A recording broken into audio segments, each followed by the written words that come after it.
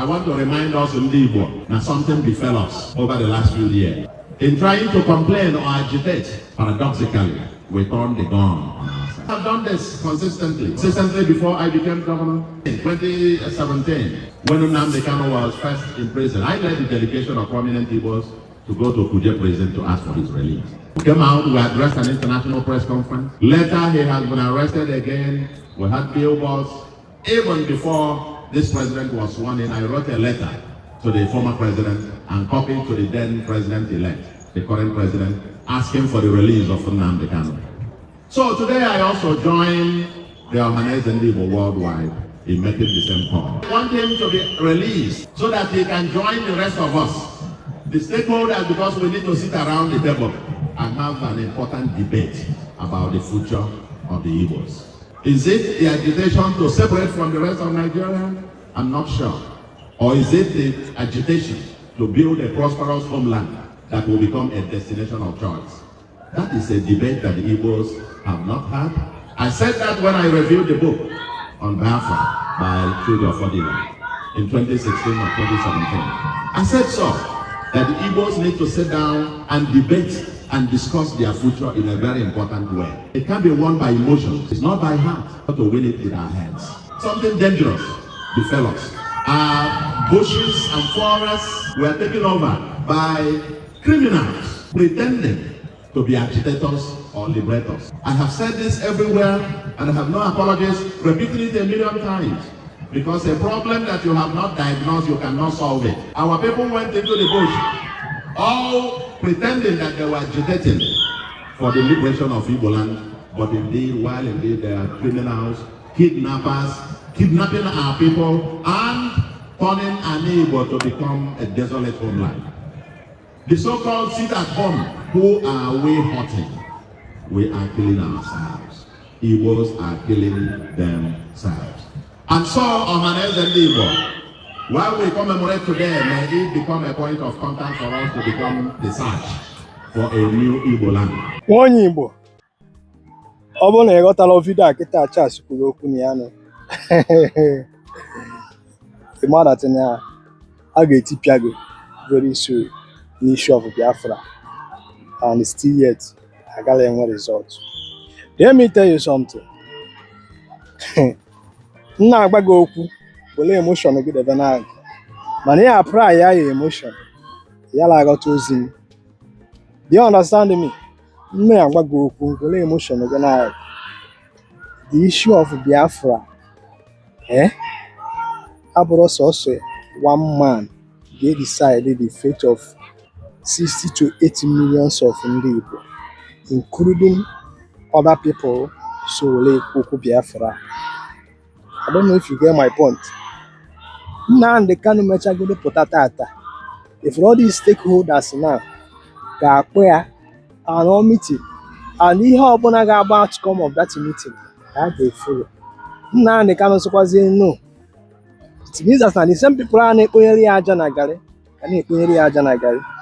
The reason why I want to ebe a na m agwa gị na efi ọla na-alahụ n'agụ and na ọrụ ọla na-ada eburu ya n'isi.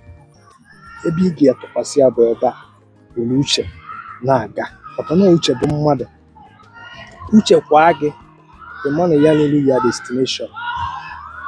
Do you understand what I'm saying? This is why I pụta ebe a na m agwa gị, ọ bụrụ na ị nọ n'ime ọfịa na-ebugharị egbe in the name of Biafra, a ga-etipịakwa gị and nothing will happen. Result afọ iji maka ya na-efe afọ ama me achieve.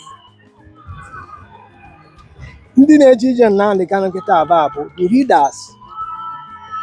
Some of them disagree, some of them kweta ka eririzie Nnamdi Kanu ka nkọwakwala gị, but some of them ekwetara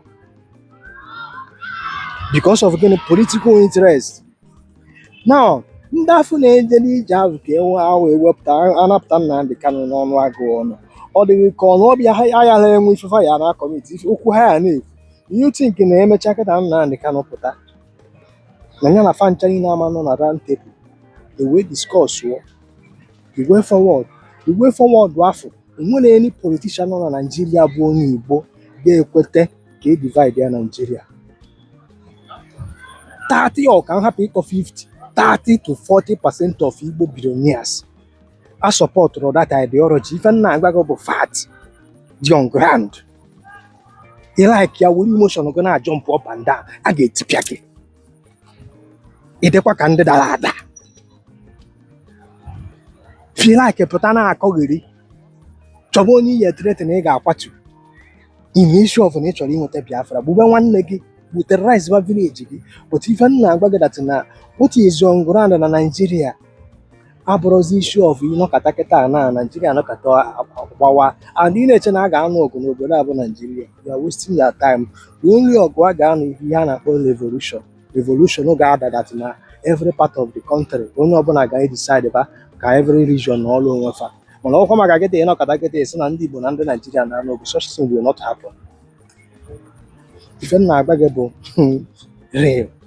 So one more drop boy burger. Issue of agitation now in issue of Biafra, but if I get diplomatically, double arm struggle. Can call again the negative arm struggle. Uncle Charlie and Wolino, Michelle Ligia, Joy or Techel, no problem. Ojuku, I know walk. Get the result why no victim, no vanquish. Okay? When I 3 hours. 3 hours, I'm not be benefit from it. But see it, I can. Was it keputa? As what upon millions of Igbo youth. After set and done, after was Kenga or Mechaputa, they can know was today. After that, now they can wait video. As what a lot of Igbo youth. Do you get my point? Ebe can now they can today. Kedafia bo in Kenya. May offend the lawyer and pay or anything this shop. You know what I go? Some people know napping. Do you understand me? The Bunatia since Yafu. Okanon is almost over 4 years now. Peta, because Simon Eba, Sino about autopilot. And when we misunderstanding between IPOB and then the autopilot, and make it even enough and they put that now autopilot to put the leader Simon Eba, no government of Nigeria now sponsor after set and done. A sentence here, 6 years. Yankowazi elege ndị Igbo so that na ọ ya abụ ebugharị egwu ebugharị ọnọdụ na kama mmụmụ ga-agbaba ọsọ daba ada ya were Igbo jebe agba mbụ otu n'ogwe agba abụọ otu n'ogwe ọba ogwe ka apịala akị ka ọla m n'ọfụ ọ uche bụ mmadụ ọ bụrụ ọsọsọ Nnamdi Kanu enye anyị nwere onwe ndị Igbo bụ ife a ga-anọ na round table ma ya ridasị ga-adị involve onye ọbụla ga-atụta aro ọ bụrụ ihe ofu onye ga-eme and ọ bụrụ ihe ndị nọ n'overseas ga-enye mụ na gị na-abụ ife ifere a na-eme ebe a nwere ike mma akpa ya na awareness but emechi ife niile afọ a na-eme ebe ahụ mana nwanne gị bụ gọvanọ na Federal Republic of Nigeria nwanne gị bụ sinetọ nwanne gị bụ igwe certificate Nigeria ka ọ na-use ife that na nwere ife a na-eme nwere isi Nigeria bụ nwe country bụ na etu ị nọ kịta na America cannot just interfere see oh na ya divide Nigeria or UK nọkọta bịa kịta oh na ga divide Nigeria such thing na ya na-adị ka emesịa